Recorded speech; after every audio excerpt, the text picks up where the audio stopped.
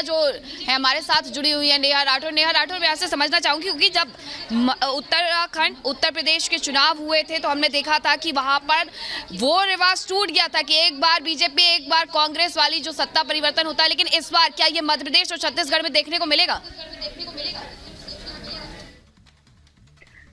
देखिए, जिस तरह से ये डिपेंड करता है, आपने कहा कि रिवाज जो और इनकी हम बात करते हैं वो तभी वैलिड हो सकती है जब काम सरकार का अच्छा हो। अगर सरकार अच्छा काम करेगी तो निश्चित तौर पे जनता उनको फिर से सिलेक्ट करेगी, जैसा यूपी में हुआ। यूपी में हम कानून व्यवस्था के बूते पर दोबारा एक बार आए, जबकि हर बार रिवाज की बात की जा रही थी। तो ये चीजें डिपेंड करती है कि सरकार की गवर्नेंस कैसी है, कैसा वो काम कर रहे हैं। मैं जगह की बात करूं अगर राजस्थान की, तो राजस्थान का रिवाज के साथ साथ लोगों ने मानस बना लिया है कि जिस तरह से कांग्रेस का यहाँ पर कुशासन रहा, भ्रष्टाचार लगातार हम लोगों ने देखा, और महिलाओं की स्थिति, बेरोजगारी की स्थिति जिस तरह से रही, उसके माध्यम से हम लोग पुख्ता तौर पे कह सकते हैं कि राजस्थान में मन बना लिया है जनता ने कि यहाँ से कांग्रेस सरकार को हटाना ही है। और जिस तरह से देखिए, सेंट्रल गवर्नमेंट द्वारा और जो स्टेट गवर्नमेंट एमपी की है वहां के द्वारा मिलजुल कर का काम किया गया, उस काम को जनता ने देखा, और इसीलिए लोग ये डिसाइड करेंगे कि आगे आने वाले इलेक्शंस के अंदर कौन आगे आएगा। और निश्चित तौर पे जिस तरह से एमपी में एक विकास का बहार हमारी पार्टी द्वारा की गई है, उसके माध्यम से हम लोग इस काम को करेंगे। जहां तक छत्तीसगढ़ की आपने बात की, छत्तीसगढ़ के अंदर देखिए, आज जनता जो है 2014 का वो समय याद दिलाना चाहूंगी जब भ्रष्टाचार से पूरे देश में एक ऐसा अविश्वास था, एक ऐसी निराशा थी कि भ्रष्टाचार लगातार हो रहा है। और वही स्थिति छत्तीसगढ़ के अंदर जब कांग्रेस पार्टी आई तो उन्होंने वही जो उनका बेसिक एजेंडा है उसी को चलाया, और इसीलिए मुझे लगता है कि वहां की जनता भी कांग्रेस सरकार को उखाड़ के फेंकेगी, क्योंकि उन्हें भ्रष्टाचार नहीं चाहिए, विकास चाहिए, जो कि आदरणीय नरेंद्र मोदी जी के नेतृत्व में लगातार हम लोगों ने प्रयास किया है कि देश के अंदर बिना किसी भेदभाव के हम लोग काम करें। नेशन फर्स्ट की पॉलिसी से जिस तरह से आदरणीय प्रधानमंत्री जी काम कर रहे हैं, और आपने देखा कि छत्तीसगढ़ के अंदर, रायगढ़ और बिलासपुर के अंदर जिस तरह की सभाएं आदरणीय मोदी जी की रही, जिस तरह का उनको उत्साह, जिस तरह से लोगों का उनको समर्थन मिला, निश्चित तौर पर आगे आने वाले समय में इन तीनों राज्यों में, इनफैक्ट 5 राज्यों के अंदर जो डिक्लेरेशन आज हुआ है, वह भारतीय जनता पार्टी विजय हासिल करेगी।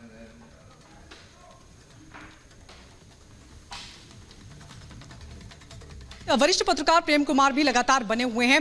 5 राज्यों की चुनावी रणभेरी अब बच चुकी है तारीखों के ऐलान के साथ। मेरा सवाल यह है कि इस बार आप इन 5 राज्यों के विधानसभा चुनाव, खासकर अगर हम राजस्थान की बात करें, मध्य प्रदेश की बात करें, छत्तीसगढ़ की बात करें, मध्य प्रदेश जहां पर पिछली बार बीजेपी के हाथ से सत्ता चली गई, 15 महीने कमलनाथ ने सरकार चलाई, लेकिन बाद में हालांकि ज्योतिरादित्य सिंधिया ने बाजी पलट दी, लेकिन इस बार किस तरीके की राहें दिखाई देती हैं?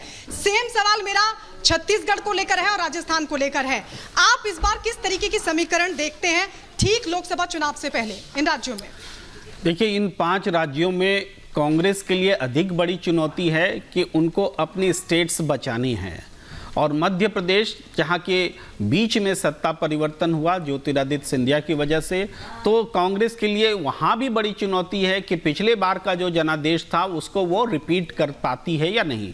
भारतीय जनता पार्टी इन प्रदेश, तेलंगाना में ऐसी स्थिति में है नहीं, मिजोरम में है नहीं, तो इन तीनों प्रदेश में अगर एक भी प्रदेश बीजेपी जीत जाती है तो ये उसके लिए उपलब्धि की बात होगी। और अभी जितने भी जो हालात बन रहे हैं, जो सर्वे आ रहे हैं, तमाम तरह की चीज़ें दिख रही हैं, उसमें भारतीय जनता पार्टी को सबसे बड़ा संकट उनके अंदरूनी संगठनात्मक स्तर पर ही मिल रहा है।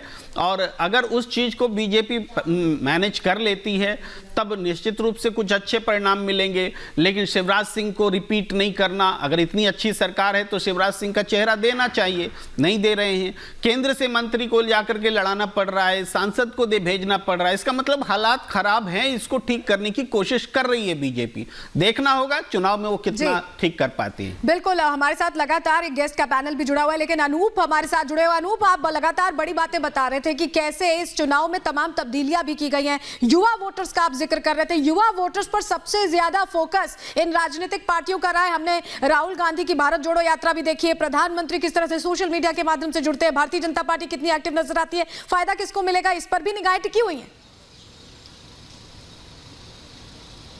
बिल्कुल, हर कोई यही चाहता है सलोनी। देखिए, हाल के दिनों में अगर चुनाव का बैकग्राउंड देखें आप, तो महिलाओं और युवा वोटर सबसे ज्यादा आगे आए हैं और इनका फोकस, तमाम राजनीतिक दलों का फोकस भी इन्हीं लोगों पर है, क्योंकि बहुत मायने रखते हैं। 60 लाख वोटर्स आप समझिए युवा हैं, और महिलाओं का रेशियो भी तमाम राज्यों में बड़ा है। तो ऐसे में हर कोई यही चाहता है कि युवा वोटर्स और महिलाएं उनके साथ जुड़ जाए। महिलाएं खासतौर पर, क्योंकि पहले कहा जाता था साइलेंट वोटर महिलाएं थी, चुपचाप अपना वोट डालती थी, लेकिन अब ये महिलाएं खुलकर सामने भी आ रही हैं। घर में कोई भी बात होती हो, लेकिन वोट डालती है उन्हें जिन्हें वो पसंद करती हैं। युवाओं की बात आप कह रहे हैं, तो इस बार 60 लाख युवा वोटर ऐसे हैं जो फर्स्ट टाइम वोटर्स होंगे और निर्णायक भी हो सकते हैं। तमाम राज्यों, 5 राज्यों का ये आंकड़ा चुनाव आयोग ने जारी किया है। इसके अलावा कई सुविधाओं की बात भी कही है चुनाव आयोग ने। जो अक्षम वोटर हैं, 80 से जिनकी उम्र ज्यादा है, जो वृद्ध हैं, उनके लिए घर में सुविधाएं दी जाएंगी। और ट्राइबल्स को लेकर भी ये कहा गया है कि ट्राइबल्स जहां तक हैं, अंतिम छोर तक, अंतिम पायदान तक जो ट्राइबल्स हैं, उन तक भी पहुंचा के उनको एनरोल्ड किया गया है, उन तक भी ये प्रक्रिया पूरी की जाएगी। उनको घर से निकालकर चुनाव